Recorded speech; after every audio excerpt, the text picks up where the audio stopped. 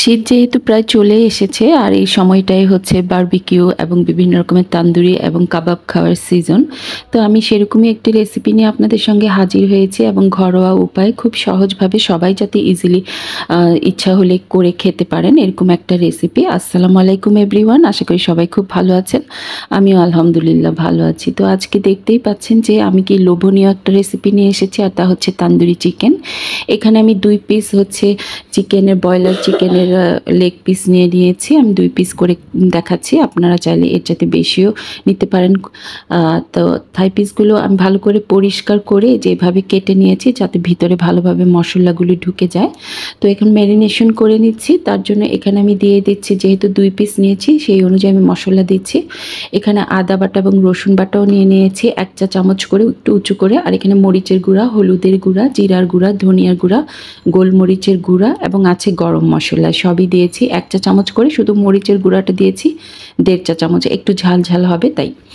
তারপর পরিমাণ মতো লবণ দিয়ে দিয়েছি সয়া সসও 1 টেবিল চামচ এবং টমেটো সস, যে কোনো সসই নিতে পারেন, টমেটোর কেচাপ অথবা হট সসটা 1 চা চামচ পরিমাণ এখানে দিয়ে দিয়েছি। দিয়ে তারপর এখানে আমি টক দই দিয়ে দিয়েছি এবং টক দইটা কিন্তু অবশ্যই চেষ্টা করবেন পানিটা ঝরিয়ে নিতে, না হলে কিন্তু এখান থেকে অনেক পানি উঠে যাবে। তো এখানে আমি 2 চা চামচের মতো টক দই দিয়ে দিয়েছি। দিয়ে এখন ভালো করে আগে মশলাটা মিক্সড করে নিচ্ছি যাতে পুরো মশলাটা খুব সুন্দর একটা গ্রেভিতে পরিণত হয়। আর তারপর আমি এই চিকেনের মধ্যে খুব ভালো করে মিশিয়ে নিব উল্টে পাল্টে এবং ভিতরে ঢুকে যাতে সব জায়গায় ইভেনলি মশলাটা সুন্দরভাবে ঢুকতে পারে। আর এই ম্যারিনেশনটাই কিন্তু মেইন হচ্ছে এই তান্দুরির। ম্যারিনেশনটা যদি খুব সুন্দরভাবে করানো হয় তাহলে কিন্তু এই চিকেনটা অনেক বেশি টেস্টি হয়ে থাকে। আর মশলাটা যাতে সব জায়গায় খুব সুন্দরভাবে ঢুকে যায় এবং লেগে থাকে সেদিকেও খেয়াল রাখতে হবে। তো দেখতে পাচ্ছেন যে আমি কিভাবে মশলাটা উল্টে পাল্টে দিয়ে দিচ্ছি। এভাবে দিয়ে ঠিক আধা ঘন্টা রাখলেই কিন্তু হয়ে যাবে। যেহেতু আমি একটু তাড়াতাড়ি করার চেষ্টা করছি সেজন্য আমি 15 মিনিট রেখেছি, যে যতক্ষণ রাখতে পারেন ততটাই ভালো হবে। তো এখানে আমি একটি প্যান বসিয়ে দিয়েছি, একে সামান্য পরিমাণ আমি দিয়ে দিয়েছি হচ্ছে সরিষার তেল। এটা কিন্তু সরিষার তেল দিয়ে ভালো ফ্লেভার আসে। আর এ পর্যায়ে চাইলে কিন্তু আপনি কয়লার স্মোকটা দিয়ে নিতে পারেন। দিয়ে ঢাকনা দিয়ে ঢেকে 5 মিনিট রেখে দিলেই কিন্তু খুব সুন্দর একটা কয়লার যে একটা মাটি পোড়া একটা স্মোক, ওইটা খুব সুন্দরভাবে চলে আসে। তো যেহেতু আমার কাছে কয়লা ছিল না তাই আমি এখানে আর করলাম না। তো এই যে মশলার বাকিটুকু রয়ে গেছে এটাও আমি পরে ব্যবহার করব। আর এখানে মিডিয়াম ফ্লেমে কিন্তু এই চিকেনটাকে উল্টে পাল্টে আস্তে আস্তে কুক করে নিতে হবে। চুলার হিট কিন্তু বাড়ানো যাবে না, তাহলে দেখা যাবে উপর দিয়ে কালার চলে আসবে এবং ভিতরে কাঁচা থেকে যাবে।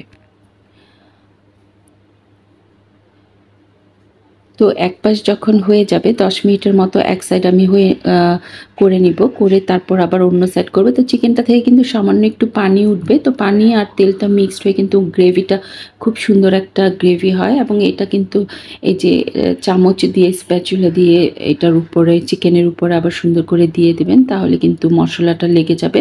এবং সাইডে অবশ্যই খেয়াল রাখবেন যাতে মশলাটা পুড়ে না যায়, সেজন্য সাইডের মশলাগুলো একটু নেড়ে চেড়ের মধ্যে এনে দিতে হবে। তো এক সাইড যখন কালার আসা শুরু হয়ে যাবে তখন আমি এটা উল্টে দিব। উল্টে দিয়ে তারপরে আমার যে বাকি মশলাটা আছে ওটা কিন্তু উপরে একটু পরপর স্প্রেড করে দিচ্ছি। প্রথমেই যদি আমরা মশলাটা এর ভিতরে দিয়ে যাই তাহলে কিন্তু মশলাটা খুব তাড়াতাড়ি পুড়ে যাবে।